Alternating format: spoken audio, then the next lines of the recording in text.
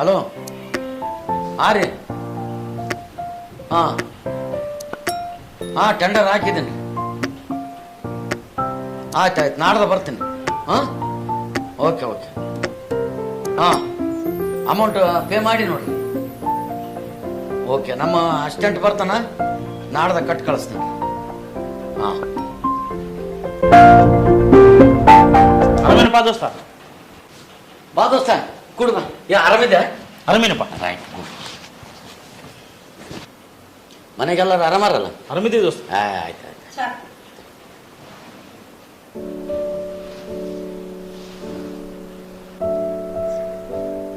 ಏನಿಲ್ಲ ದೋಸ್ತ, ಮಗಳನ್ನ ಡಾಕ್ಟರ್ ಓದ್ಸಕತ್ತಿದ್ದೆ.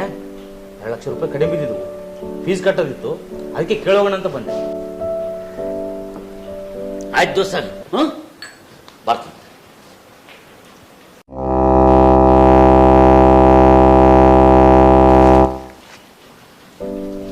ತಗೋ ದೋಸ್ತ.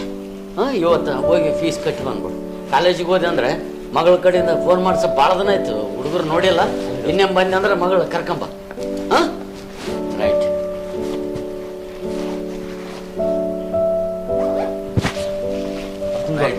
ಓಕೆ ರೀ, ಬರೇ ದೋಸ್ತಾನಕ್ಕೆ ನಂಬಿ ಇಷ್ಟಿಷ್ಟು ದುಡ್ಡು ಕೊಡ್ತಿರಲ್ಲ, ಇದು ಮೊದ್ಲೇ ಮೋಸದ ಕಾಲ ಆದ್ರಿ. ಒಂದು ಬಾಂಡನ್ನ ಬರ್ಸಬೇಕು, ಒಂದು ಪತ್ರನ ಬರ್ಸಬೇಕು, ಇಷ್ಟೆಲ್ಲ ಕೊಟ್ರೆ ಹೆಂಗ್ರಿ? ನಾನು ಈ ಸ್ಥಿತಿಗೆ ಬರೋದಕ್ಕೆ ಕಾರಣನೇ ನಮ್ಮ ದೋಸ್ತ. ಹಿಂದಕ್ಕ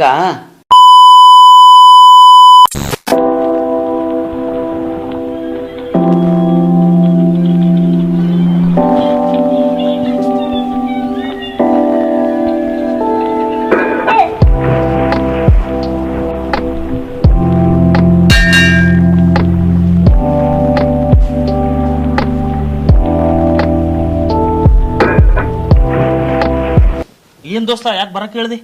ಏನಿಲ್ಲ ದೋಸ್ತ, ಒಂದು ಬಿಸ್ನೆಸ್ ಮಾಡ್ಬೇಕಂತ ಮಾಡೀನಿ. ಅದಕ್ಕೆ ಬಂಡವಾಳ ಎಲ್ಲ ಲೆಕ್ಕ ಹಾಕಿದ್ರೆ 5 ಲಕ್ಷ ತನ ಬರ್ತದ. ಅದಕ್ಕೆ ಸ್ವಲ್ಪ ಒಂದು 5 ಲಕ್ಷ ರೂಪಾಯಿ ಅನುಕೂಲ ಮಾಡಿದ್ರೆ ಮತ್ತೆ ಬಿಸ್ನೆಸ್ ಮಾಡ್ಬೇಕಂತ ಮಾಡೀನಿ. ವರ್ಷ ಇಷ್ಟು ಮುಟ್ಸಂತ ಹೋಗ್ತಿದ್ದೆ, ಸ್ವಲ್ಪ ಅದೊಂದು ಅನುಕೂಲ ಮಾಡಪ್ಪ ನೋಡು. ಅಲ್ಲ ದೋಸ್ತ, ಊರ್ ಮಂದಿಗೆ ನಿಮ್ ತಮ್ಮ ಸಾಲ ಕೊಡ್ತಾನ, ನೀನ್ ನನಗೆ ಕೇಳ್ತಲ್ಲ? ನಮ್ಮ ತಮ್ಮನ್ನ ಕೇಳಿದ್ನಪ್ಪ, ಸಂಬಂಧಿಕರೊಳಗೆ ನಾವು ಸಾಲ ಕೊಡೋದಲ್ಲ ಅಂತೇಳಿ ಖಂಡಿತ ಹೇಳಿ ಕಳಿಸಿಬಿಟ್ಟ. ಅದಕ್ಕೆ ನಿನ್ನ ಕೇಳಕತ್ತೀನಿ. ದೋಸ್ತ, 5-10 ಅಂದ್ರೆ ನಾನು ಹೆಂಗನ ಮಾಡ್ತಿದ್ದೆ. 5 ಲಕ್ಷ ದೊಡ್ಡ ಅಮೌಂಟ್ ಆಯ್ತು. ಯಾರ ಸೌಕರ ಹತ್ರ ಹೋಗಿ ಕೇಳ್ಬೇಕಂದ್ರೆ ಏನನ್ನು ಒತ್ತಿಡ್ಬೇಕಾಗ್ತದ. ದೊಡ್ಡ ಅಮೌಂಟ್ ಆಯ್ತು, ಹೆಂಗ ಮಾಡ್ಬೇಕಪ್ಪ ದೋಸ್ತ? ಏನನ್ನ ಒತ್ತಿಡ್ಬೇಕಂತಂದ್ರೆ ನನಗಂತೂ ಹೊಲ ಇಲ್ಲ, ಏನಿಲ್ಲ. ಮತ್ತೆ ಹೆಂಗ ಮಾಡಮ್ ದೋಸ್ತ?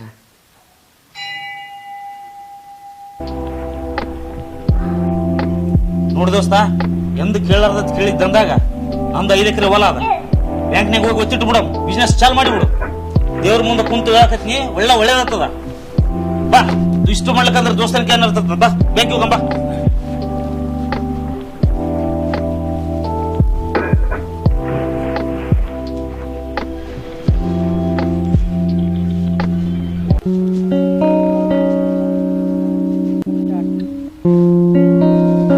ಏನಾನ ಬೇಕಾದ್ರೆ ಫೋನ್ ಮಾಡು.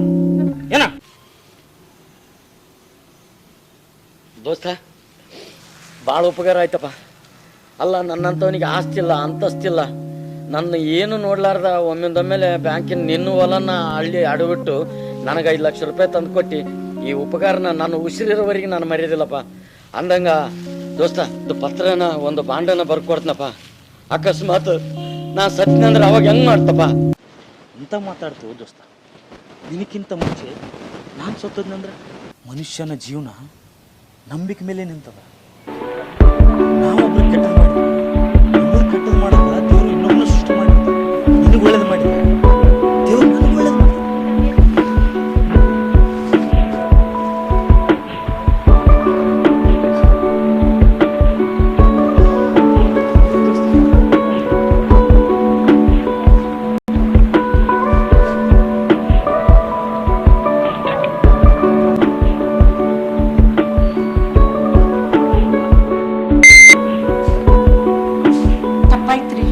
ಅಂತ ದೇವ್ರಂತ ನಿಮ್ಮ ದೋಸ್ತನ ಬಗ್ಗೆ ನಾ ಮಾತಾಡಿದ್ದು ತಪ್ಪಾಯ್ತ್ರಿ. ಅದಕ್ಕೆ ಅಂತಾರೆ ಗಂಡಸ ಮಕ್ಕಳು ವ್ಯವಹಾರದಾಗ ಹೆಣ್ಮಕ್ಳು ತಲೆ ಹಾಕ್ಬಾರ್ದಂತ. ದೇವ್ರಂತ ನಿಮ್ಮ ದೋಸ್ತಗ ಆರೋಗ್ಯ ಆಯುಷ್ಯ ಕೊಟ್ಟು ಆ ದೇವ್ರು ಕಾಪಾಡ್ಲಿ.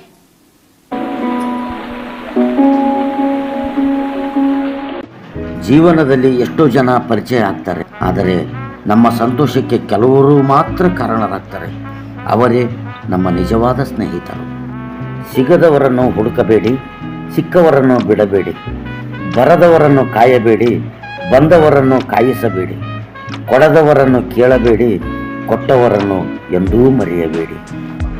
ಭಗವಂತನ ನ್ಯಾಯಾಲಯದಲ್ಲಿ ವಿಚಾರಣೆಗಳು ಇರುವುದಿಲ್ಲ. ಒಂದು ವೇಳೆ ಶಿಕ್ಷೆಯಾದರೆ ಜಾಮೀನು ಸಿಗುವುದಿಲ್ಲ. ಆದ್ದರಿಂದ ಒಬ್ಬರನ್ನು ನೋಯಿಸುವ ಮುನ್ನ ಅನೇಕ ಬಾರಿ ಯೋಚಿಸಿ.